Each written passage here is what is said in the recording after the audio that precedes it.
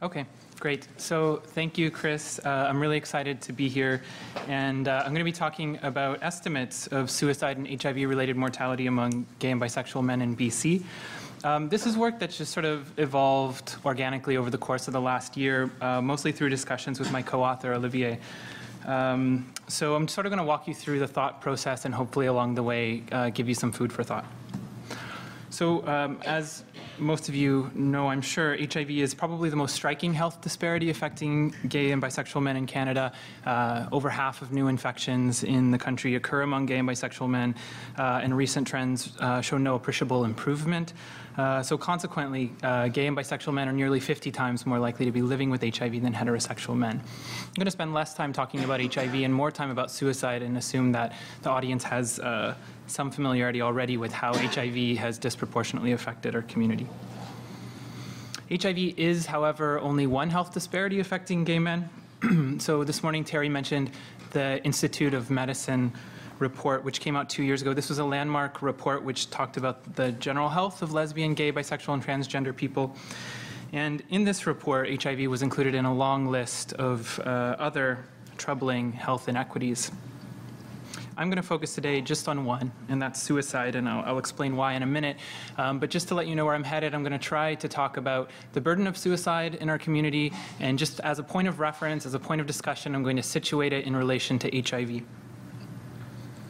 So why suicide? First of all, the burden of suicide is large. There are 400 people every year who die from suicide in the province of BC alone, 300 of whom are men, making it the second leading cause of death among young adult males in the province. So even if there is a small increased risk of suicide among gay and bisexual men, this is going to be a substantial burden on our community.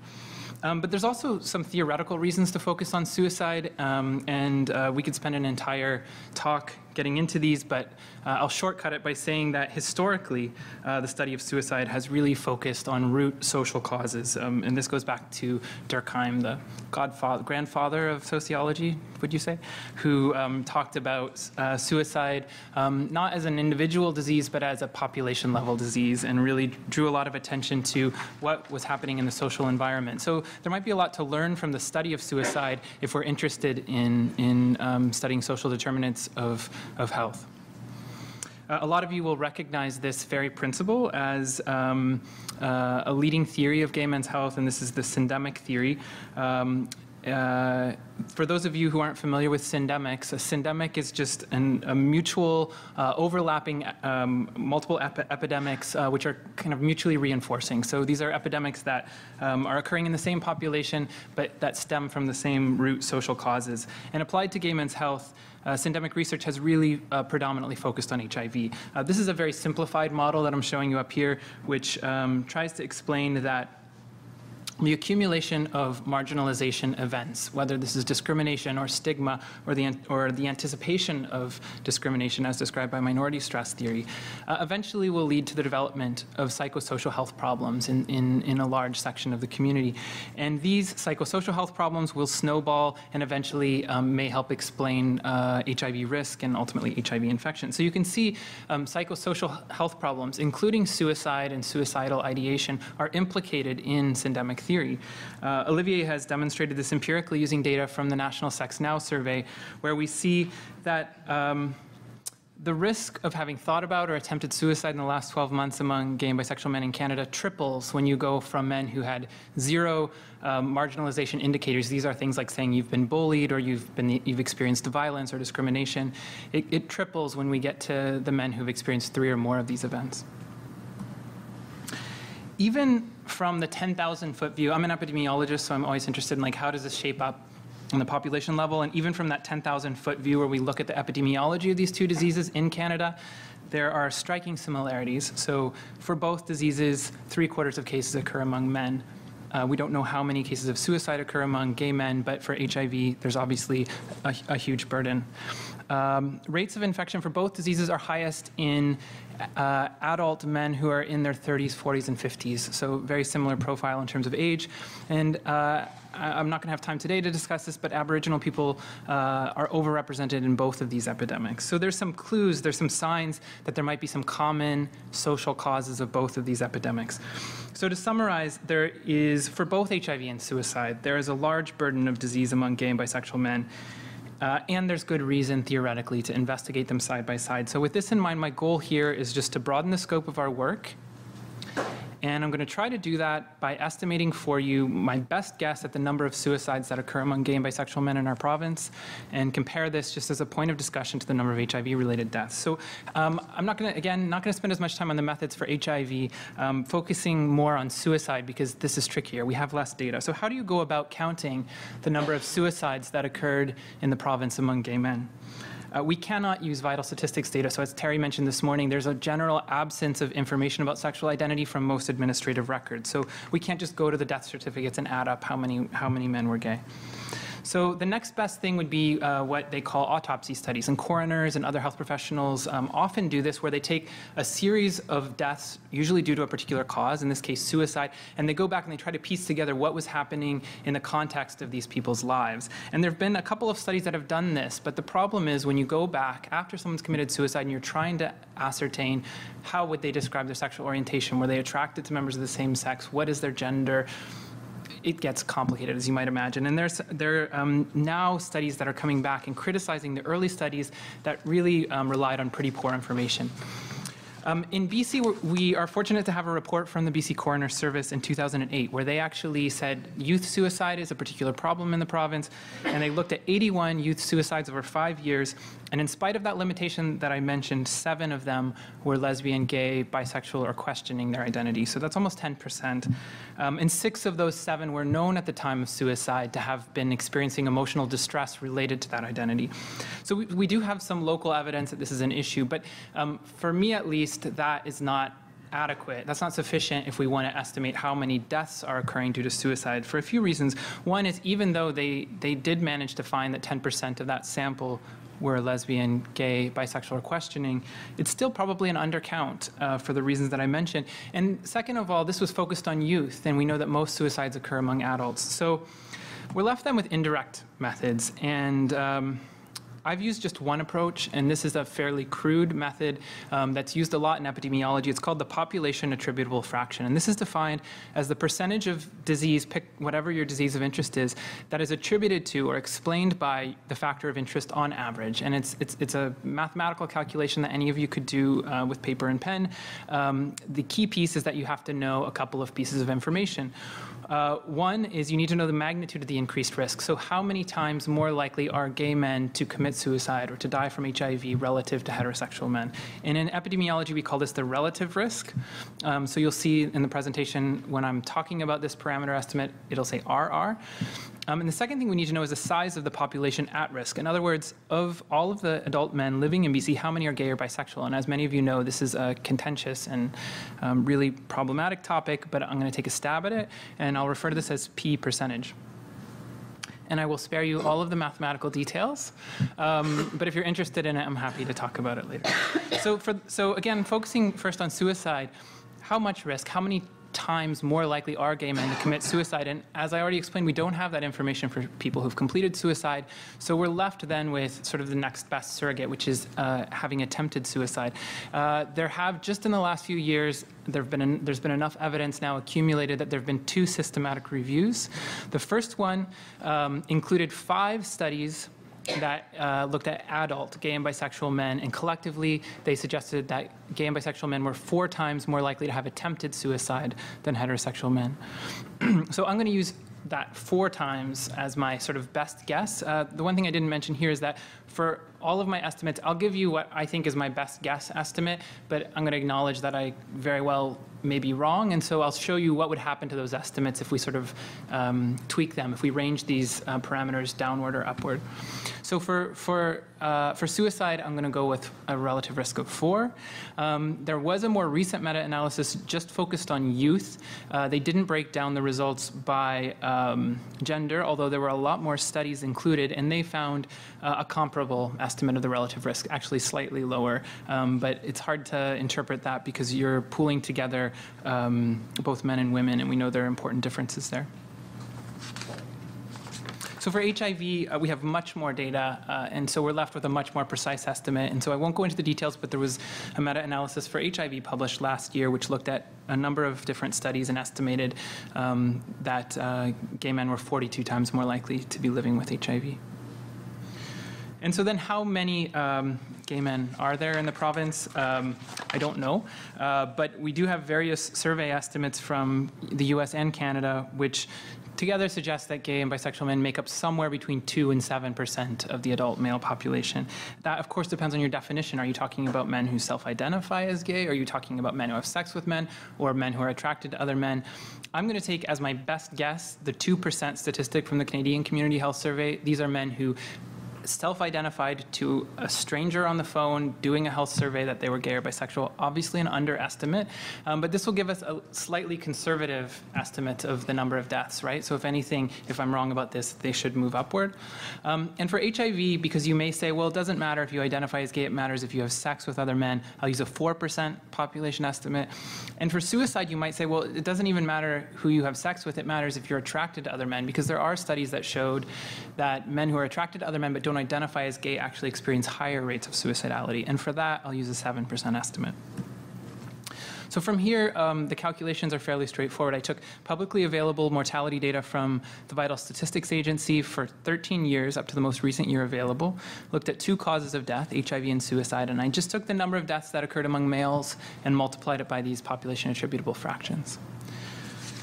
Okay, so moving on to the results. So for 2011, the most recent year, if we assume that gay and bisexual men are 2% of the population, and we assume that gay men are 42 times more likely to be living with HIV, and hence 42 times more likely to die from HIV, and that they're 4 times more likely to have attempted suicide, and hence 4 times more likely to have died from suicide, we find that among HIV-related deaths, about half of them occur in gay and bisexual men, and this is consistent with the Public Health Agency of Canada's prevalence estimates. This gives us 21 HIV-related deaths in 2011. And for suicide, there's a much smaller population attributable fraction, right, because the increased risk is smaller, but there are many more suicides in the province, so we see a comparable number of suicides, about 18. What about over time? How has this changed? So if we look from 1998 to 2011, we see for HIV there are historically high rates of HIV-related mortality in gay and bisexual men. With the advent of effective HIV treatment, we've seen HIV mortality come down quite steeply in the last 5 to 10 years. And over this time, there's no appreciable change in suicide-related trends. So now turning to what if I'm wrong about some of these assumptions, because these are pretty heavy assumptions, so I'm going to show you what would happen to the estimates. So I started with suicide with a relative risk of 4, and this told us there were 18 suicides in 2011. So what if that's an overestimate? So I varied this downward and upward to the smallest effect estimate from those 5 studies that were included in the meta-analysis and to the largest effect measure estimate. And so the smallest was 2. So if actually gay men are only twice as likely to commit suicide, then we had 6 suicide deaths in 2011. And if they were in fact 7 times more likely, which is what some studies have suggested, there were 34. And for HIV, I only varied the relative risk upward because this is the point of comparison. So I just wanted to know, well, what if I'm actually undercounting HIV-related deaths? So in particular, well, I'll come to the point of population, but this is just saying, well, what if actually instead of 42 times more likely, gay men are 48 times more likely or 100 times more likely? And you can see here what effect that has on the estimated number of HIV-related deaths.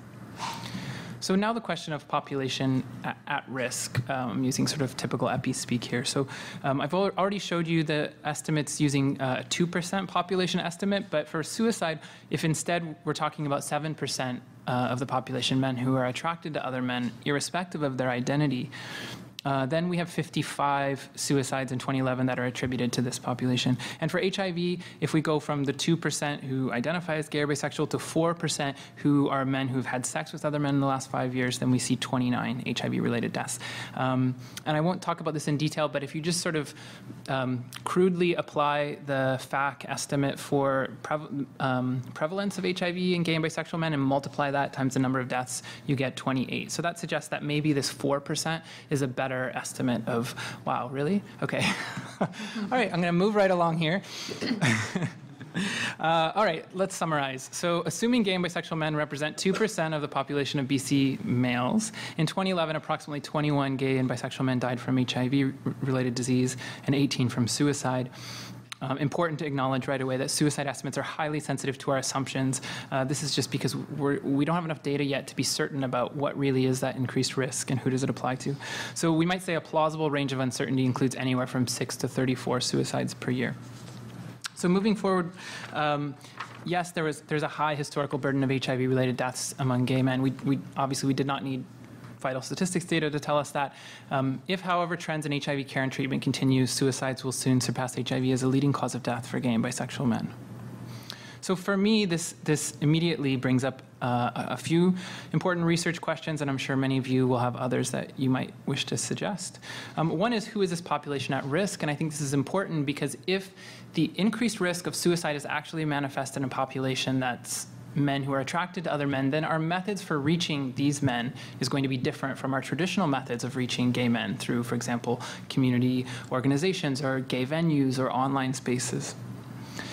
Obviously, it's important to establish how much is there increased risk, but I don't think, based on my read of the literature, that we need more studies to persuade us that there is an increased risk. There's clearly something going on. So now the tricky part is to start to pick apart that causal pathway. What explains that increased risk? And minority stress theory has been really helpful to suggest some potential pathways, but we need more empirical data. And this is also where life course, the theme of this summit, could be quite helpful.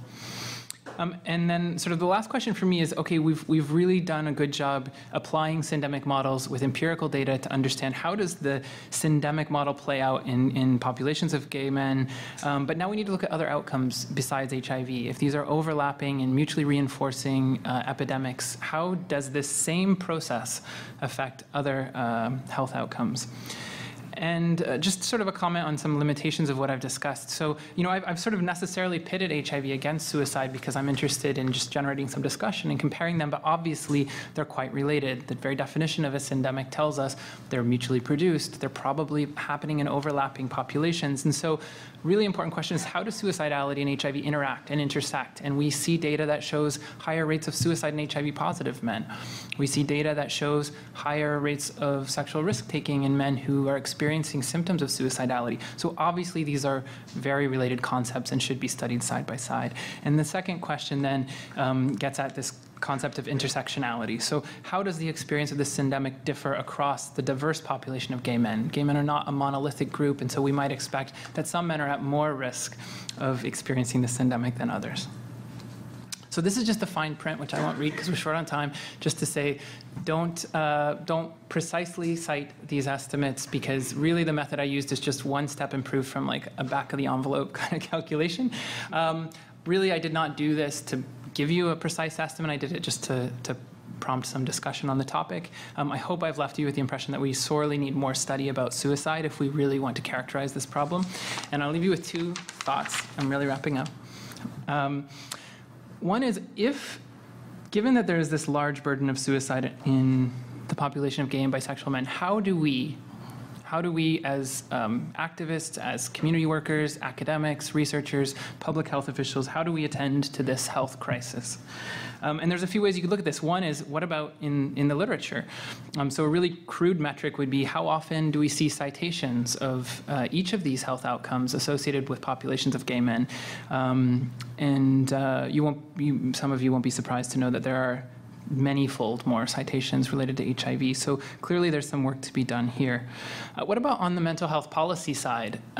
So it happens that this is a really good time to be advocating for how this is addressed within mental health policy. BC has just issued a mental health report, and Canada just a few months ago has issued a mental health report which explicitly calls out the need to address mental health needs related to gender and sexual orientation. So it's actually a prime time to be addressing this topic. Historically, I don't know enough to comment on how well the sort of mental health policy side has attended to issues affecting gay and bisexual men, but I think the important point is now there is an opportunity to call attention to it. One last thought, which the speaker this morning, Nathaniel Lewis, touched on. We're all familiar with the It Gets Better campaign, and it's really brought a lot of prominence to the issue of youth suicide. And so the question I have, and maybe some of you do as well, is suicide among sexual minorities predominantly an issue for teenagers? Obviously, there's something acute and tragic about what happens when a young LGBT person commits suicide at that time in their lives, and we could immediately look at the context. But we also need to pay attention to what the epidemiological evidence is telling us. So the vast majority of suicides in our population occur among adults. In fact, 95%. Meanwhile, we know from the meta-analyses that the risk of suicide remains elevated for gay and bisexual men throughout adulthood. There might be an effect over time, over the life course, but in gay adults, we see an increased risk. So the challenge then, I think, for us as gay health researchers, yes, we should be, and I can tell you from looking at the literature, there are a lot of people who are really paying attention to what is going on with those acute stressors for a young gay person who ends up committing suicide in that context. But the real challenge is to then think about how does the gradual accumulation of those stressors lead to high rates of suicide in adulthood. So how do they accumulate over the life course? And that's something that we really haven't explored. So I'll stop there. And I do want to thank the people listed here who have given me really invaluable feedback on this talk.